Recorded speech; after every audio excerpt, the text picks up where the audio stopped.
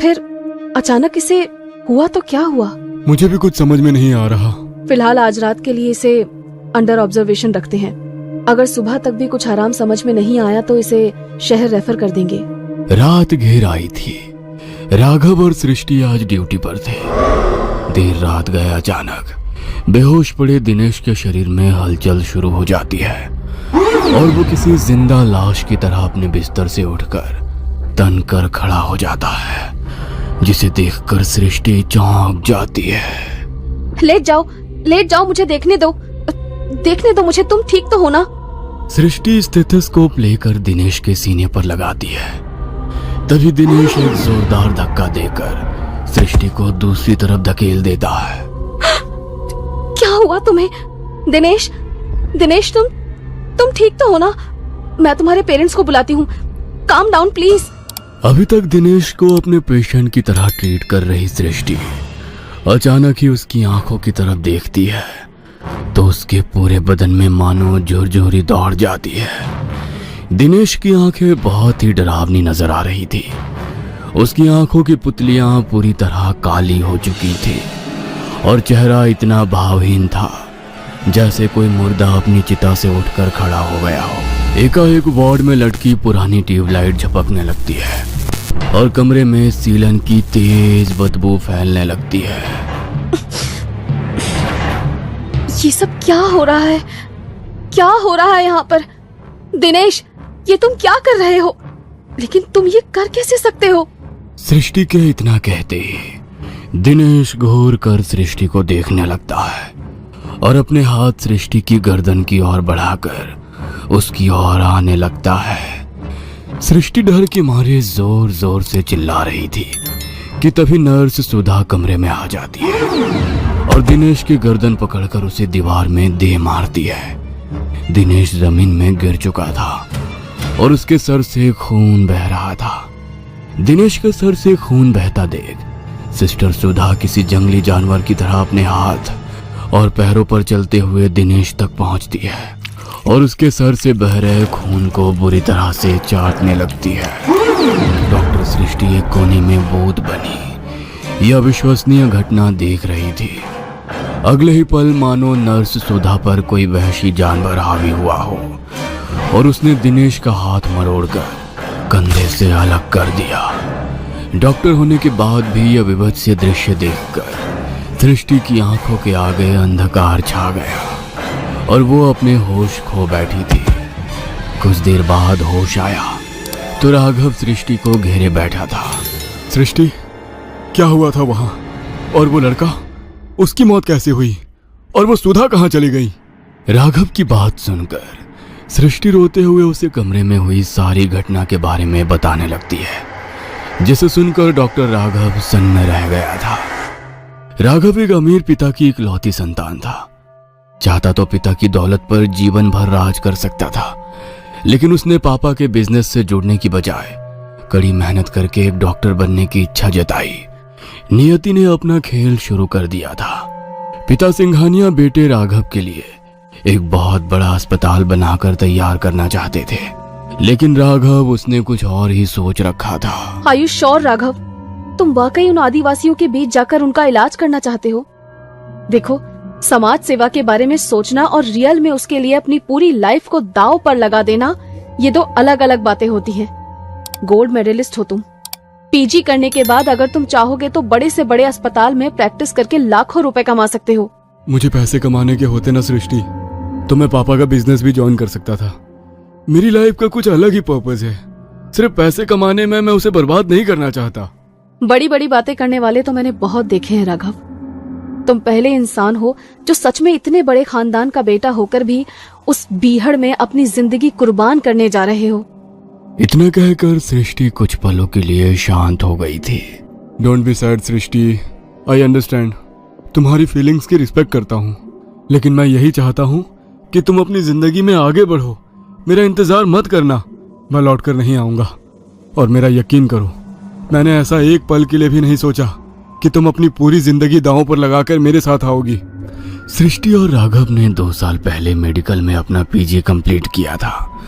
दोनों ही काबिल डॉक्टर बन गए थे, पिछले 8 सालों से पढ़ाई के दौरान दोनों साथ में थे, लेकिन पढ़ाई पूरी करने के बाद राघव ने कहा कि वो अपनी सारी जिंदगी उन लोगों के लिए डिवोट करना चाहता है जिनके पास आज भी मेडिकल फैसिलिटीज के नाम पर कुछ भी नहीं है।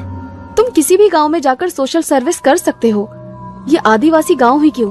मैंने सुना है ये आदिवासी लोग बड़े खतरनाक होते हैं, इनकी अपनी कुछ प्रैक्टिस होती है और ये उसी पर भरोसा करते हैं।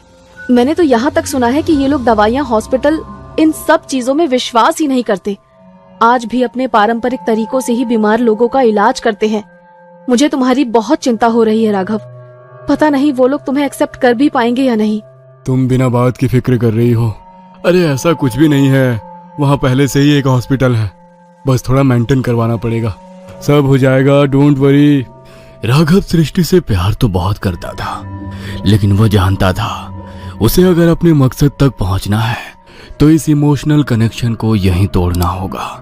सब कुछ छोड़ छाड़ कर राघव झारखंड की पहाड़ियों के बीच बने उस आदिवासी गांव में पहुंच गया था। कच्चे मकानों वाली ये छोटा सा गांव बड़े शहर से आए राघव को काफी अजीब नजर आ रहा था। कुछ देर तक गांव में घूमने के बाद उसे एक बूढ़े काका नजर आते हैं।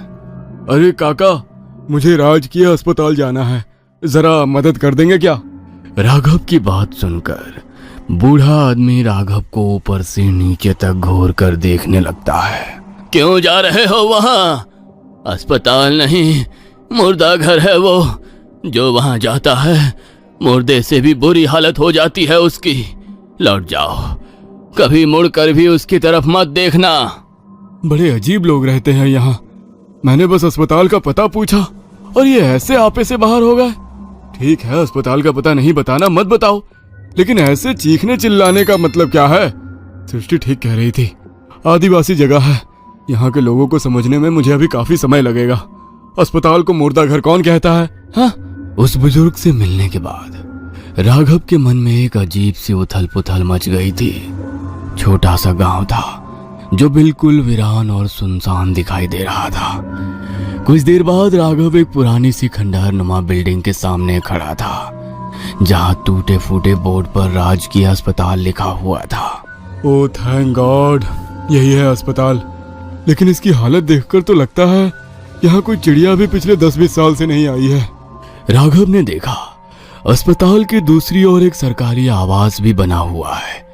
राघव ने सरकारी मकान में जाकर अपना सामान रखा और थोड़ी साफ सफाई के बाद उसे रहने लायक बना लिया। कुछ दिनों की मेहनत के बाद अस्पताल से कुछ कमरे साफ सफाई करके इस्तेमाल लायक हो गए थे। एक दिन अस्पताल के बाहर एक गाड़ी आकर रुकती है, जिसमें डॉक्टर सृष्टि और नर्स सुधा दिखाई दे रहे थे। राघव, हम दोनों भी तुम्हारे इस मिशन में तुम्हारे साथ हैं। अस्पताल हम मिलकर चलाएंगे, लेकिन अभी भी मेरे मन में बार बार यही सवाल आता है कि आखिर इतनी दूर ये गांव में आकर ही क्यों तुमने अस्पताल बनाया? सृष्टि, कुछ सवाल इंसान को कभी चैन से जीने नहीं देते, और मैं यहाँ अपने मन में उमड़ रहे सवालों का जवाब पाने के लिए आया हूँ। बचपन से ही मुझे कुछ अजीबोगरीब सपने बेचैन करते थे। सपने इतने धुंधले थे कि साफ साफ कुछ समझ में नहीं आता था। धीरे धीरे जब मैं बड़ा होने लगा तो एक एक करके कुछ चीजें साफ दिखाई देने लगी, और उन सपनों में ही मैंने कुंदनगढ़ का राजकीय अस्पताल भी देखा। पिताजी से मैंने कई बार पूछा कि क्या मेरा कुंदनगढ़ से कोई संबंध है, तो उन्होंने हमेशा इनकार कर दिया। बस उन बिखरी कड़ियों को जोड़ने के लिए मैंने यहाँ आकर प्रैक्टिस करने का विचार बनाया। मैं खुद को यहाँ से बहुत जुड़ा हुआ सा महसूस कर रहा हूँ। इस हॉस्पिटल का हर कोना ऐसा लगता है जैसे मुझसे कुछ कहना चाहता है। सृष्टि राघव से अलग नहीं होना चाहती थी, इसलिए काफी सोचने के बाद अब वो भी राघव के साथ हॉस्पिटल में काम करने के लिए अपने साथ एक नर्स सुधा को लेकर कुंदनगढ़ आ जाती है। हम क्या मुंह दिखाएंगे सृष्टि, वो लड़का हमारी जिम्मेदारी था। आदिवासी गांव है, पहले ही लोग हमारे इलाज करने के अंग्रेजी तरीकों पर भरोसा नहीं करते। ऐसे में अगर उन्हें पता लगा कि हमारे अस्पताल में हमारी नर्स के हाथों उनके बच्चे की मौत हो गई है, तो हम इस गांव से जिंदा लौट कर नहीं जाएंगे। मेरे पास एक आइडिया है, इस बच्चे की बॉडी को सील कर देते हैं और गांव वालों को यही बताएंगे कि शरीर में एक ऐसा इन्फेक्शन है जिसे यदि किसी ने भी छुआ तो उसे भी यही खतरनाक बीमारी लग सकती है, और इस बीमारी के कारण ही दिनेश की मौत हुई। हो सकता है गांव वाले हमारी बात पर भरोसा कर लें। जैसा कि सृष्टि ने कहा था, डॉक्टर राघव गांव के मुखिया को दिनेश की बॉडी सौंपते हुए वही बातें दोहरा देता है। मुझे ऐसा लगता है डॉक्टर साहब ठीक कह रहे हैं। वाकई दिनेश की हालत सामान्य नहीं थी। अगर डॉक्टर साहब का कहना है कि दिनेश को किसी को भी नहीं छूना चाहिए, तो हमें उनकी बात माननी ही चाहिए। कोई भी दिनेश की लाश को नहीं छुएगा। ऐसे ही बक्से में बंद करके ही उसका अंतिम संस्कार कर देंगे। मैं नहीं चाहता कि कोई भी महामारी इस गांव में फैले।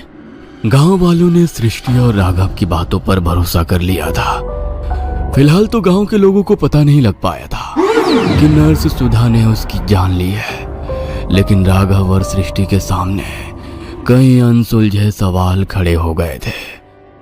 आखिर सुधा को क्या हुआ है? ऐसे अचानक उसने दिनेश को क्यों मार डाला? और अब वो गायब कहाँ हो गई है? आखिर क्या है इस अस्पताल का राज? क्या नर्स सुधा पर कोई शैतानी ताकत सवार हो गई है? क्या राघव और सृष्टि यहां से कभी निकल पाएंगे? जानने के लिए देखना ना भूलें अगला भाग।